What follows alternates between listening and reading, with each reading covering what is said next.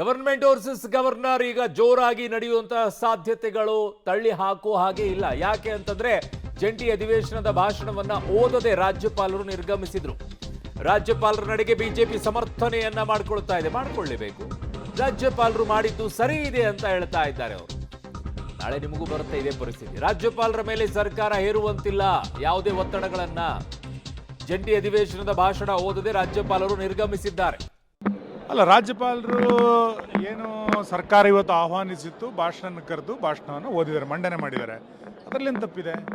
ಆದರೆ ವಿಧಾನಸಭೆಯ ನಿಯಮಾವಳಿಗಳ ಪ್ರಕಾರ ನೀವು ನೋಡಿದರೆ ರಾಜ್ಯಪಾಲರ ಭಾಷಣಕ್ಕೆ ಅಡ್ಡಿ ಉಂಟು ಮಾಡುವಂಥದ್ದು, ಭಾಷಣಕ್ಕಿಂತ ಮುಂಚೆ ಮತ್ತು ಭಾಷಣದ ನಂತರ ಯಾರು ಅಡ್ಡಿಪಡಿಸಿದರೆ ಅವ್ರ ಮೇಲೆ ಕ್ರಮ ಕೈಗೊಳ್ಳಬೇಕು ಅಂತೇಳಿ ಸದನದ ನಿಯಮಾವಳಿಗಳ ಮುಖಾಂತರವೇ ಇದೆ. ಆ ಹಿನ್ನೆಲೆಯಲ್ಲಿ ಭಾಷಣ ಮುಗಿದ ನಂತರ ಕಾನೂನು ಸಚಿವರ ನಡವಳಿಕೆ ಮತ್ತು ಕಾಂಗ್ರೆಸ್ಸಿನ ಸದಸ್ಯರ ನಡವಳಿಕೆಗಳು ಸದನದ ಕಾನೂನಿನ ಉಲ್ಲಂಘನೆ ಆಗಿದೆ. ಈ ಹಿನ್ನೆಲೆಯಲ್ಲಿ ಅವ್ರ ಮೇಲೆ ಕ್ರಮ ತಗೊಳ್ಬೇಕು ಅಂತೇಳಿ ನಾವು ಸ್ಪೀಕರ್ ಹತ್ರ ಹೇಳ್ತಾ ಇದ್ದೀವಿ. ಈಗ ಸರ್ಕಾರ ಭಾಷಣದ ಮುನ್ನೋಟವನ್ನು ಪ್ರಸ್ತುತಗೊಳಿಸೋದಕ್ಕೆ ರಾಜ್ಯಪಾಲರ ಭಾಷಣವನ್ನು ಬಳಕೆ ಮಾಡಿಕೊಳ್ಬೇಕಾಗಿರ್ತಕ್ಕಂಥದ್ದು ಒಂದು ಸದಭಿರುಚಿಯ ಹಿನ್ನೆಲೆ ಇರ್ತಕ್ಕಂಥ ಸರ್ಕಾರ ಮಾಡಬೇಕಾದ ಕೆಲಸ, ದುರುಪಯೋಗ ಪಡಿಸ್ಕೊಳ್ಳೋದಲ್ಲ. ಆದರೆ ಈ ಸರ್ಕಾರ ರಾಜ್ಯಪಾಲರ ಭಾಷಣದ ಮೂಲಕ ತನ್ನ ರಾಜಕೀಯ ನಿಲುವುಗಳನ್ನು ಕೇಂದ್ರದ ಜೊತೆಗಿನ ಸಂಘರ್ಷಕ್ಕೆ ಬಳಕೆ ಮಾಡಿಕೊಳ್ಳೋಕ್ಕೆ ದುರ್ಬಳಕೆ ಮಾಡಿಕೊಂಡ ಪರಿಣಾಮ ರಾಜ್ಯಪಾಲರು ನಿರಾಕರಿಸಿದ್ದಾರೆ. ಅವರ ಆಶಯಕ್ಕೆ ತಕ್ಕಂತೆ ನಡ್ಕೊಂಡಿದ್ದಾರೆ. ಅವರು ರಾಜ್ಯಪಾಲರ ಕ್ರಮ ಸರಿಯಾಗೇ ಇದೆ. ರಾಜ್ಯಪಾಲರನ್ನು ತಡೆಯೋದಕ್ಕೆ ಅಂತೇಳಿ ಹೋಗ್ತಾರೆ ಹೊರನಡೀತಿದ್ದಂತಹ ಸಂದರ್ಭದಲ್ಲಿ, ಇದೆಲ್ಲ ಸರಿನಾ? ರಾಜ್ಯಪಾಲರನ್ನು ಅಡ್ಡಿಪಡಿಸೋದು ಸಂವಿಧಾನ ವಿರೋಧಿಗಳು ಮಾಡುವ ಕೆಲಸ.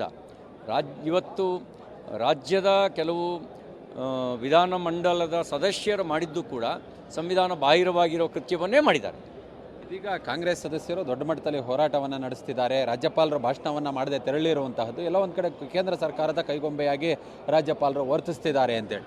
ರಾಜ್ಯಪಾಲರು ಸಂವಿಧಾನದ ಪ್ರತಿನಿಧಿ, ಸಂವಿಧಾನದ ಆಶಯಕ್ಕೆ ತಕ್ಕಂತೆ ನಡ್ಕೊಂಡಿದ್ದಾರೆ. ಕೇಂದ್ರದ ವಿರುದ್ಧ ಸಂಘರ್ಷ ಮಾಡೋದನ್ನು ಸಂವಿಧಾನ ಒಪ್ಪೋದಿಲ್ಲ, ಸುಳ್ಳು ಹೇಳೋದನ್ನು ಸಂವಿಧಾನ ಒಪ್ಪೋದಿಲ್ಲ. ಆ ಸಂವಿಧಾನಕ್ಕೆ ತಕ್ಕಂತೆ, ಅದರ ಆಶಯಕ್ಕೆ ತಕ್ಕಂತೆ ರಾಜ್ಯಪಾಲರು ವರ್ತನೆ ಮಾಡಿದ್ದಾರೆ. ಸರ್, ರೀತಿಯ ಬೆಳವಣಿಗೆ ಯಾಕೆ ಅಂತಂದರೆ ಇಲ್ಲಿಯವರೆಗೆ ಯಾವುದೋ ಅಸಭ್ಯ ವಿಚಾರಗಳನ್ನು ಇದರಲ್ಲಿ ತುರುಕಿ ಭಾಷಣ ಮಾಡಿಸ್ತಿರಲಿಲ್ಲ. ಇವತ್ತು ಮಾಡಿಸಿರೋದು ಇದು ತಪ್ಪಿದೆ, ಸರ್ಕಾರದ ತಪ್ಪಿದೆ. ಆ್ಯಕ್ಚುಲಿ ಅವರ ಅಚೀವ್ಮೆಂಟ್ಸನ್ನು, ಫ್ಯೂಚರ್ ಪ್ಲ್ಯಾನ್ಗಳೇನಾದರೂ ಇದ್ದರೆ, ಪಾಲಿಸಿಗಳಿದ್ದರೆ ಅದನ್ನು ಓದಿಸ್ಬೋದೇ ಹೊರತು ನಿಮ್ಮ ಕಣ್ಣಿಂದ ನಿಮ್ಮ ಬೆರಳಿಂದ ನಿಮ್ಮ ಕಣ್ಣನ್ನು ಚುಚ್ಚುವ ಕೆಲಸವನ್ನು ಯಾವುದೇ ಸಂವಿಧಾನ ಒಪ್ಪೋದಿಲ್ಲ. ಇವತ್ತು ರಾಜ್ಯಪಾಲರ ನಡೆ ಬಹಳ ನ್ಯಾಯಯುತವಾಗಿದೆ ಮತ್ತು ಸಂವಿಧಾನಬದ್ಧವಾಗಿದೆ. ಸರ್ಕಾರ ಅಸಂವಿಧಾನಿಕವಾಗಿ ಅವರನ್ನು ನಡೆಸ್ಕೊಂಡಿದೆ ಮತ್ತು ಅವರ ಮೇಲೆ ಇವತ್ತು ಗದಾಪ್ರಹಾರ ಮಾಡ್ತಕ್ಕಂಥದ್ದು, ಅವರನ್ನು ಅಡ್ಡಗಟ್ಟಿ ಅವರನ್ನು ಥಳಿಸಲಿಕ್ಕೆ ಹೋಗಿರ್ತಕ್ಕಂಥ ಈ ಸರ್ಕಾರ ಇದು ಅಸಂವಿಧಾನಿಕ ನಡೆಗಳನ್ನು ಇವತ್ತು ಸೃಷ್ಟಿ ಮಾಡಿದೆ. ಗೂಂಡಾಗಿರಿಯ ಪ್ರವೃತ್ತಿಯನ್ನು ಮತ್ತೆ ಬೆಳಕಿಗೆ ತರುವಂಥ ಕೆಲಸವನ್ನು ಈ ಸರ್ಕಾರ ಮಾಡಿದೆ. ಈ ವಿಚಾರವಾಗಿ ಬಿಜೆಪಿಯ ಹೋರಾಟ ಮುಂದೆ ಯಾವ ರೀತಿ? ನಮ್ಮ ಹೋರಾಟ ಸದಾ ಇದ್ದೇ ಇರುತ್ತದೆ. ಇದೊಂದು ಈ ಸರ್ಕಾರ ಗೂಂಡಾಗಿರಿಯ ಸರ್ಕಾರ, ಭ್ರಷ್ಟಾಚಾರದಿಂದ ಕೂಡಿರ್ತಕ್ಕಂಥ ಸರ್ಕಾರ. ಇವರ ಭ್ರಷ್ಟಾಚಾರಗಳನ್ನು ಮುಚ್ಚಿಕೊಳ್ಳಲಿಕ್ಕೆ ಈ ರೀತಿಯ ಸಂಸ್ಕೃತಿಯ ಪ್ರದರ್ಶನ ಮಾಡ್ತಿದ್ದಾರೆ.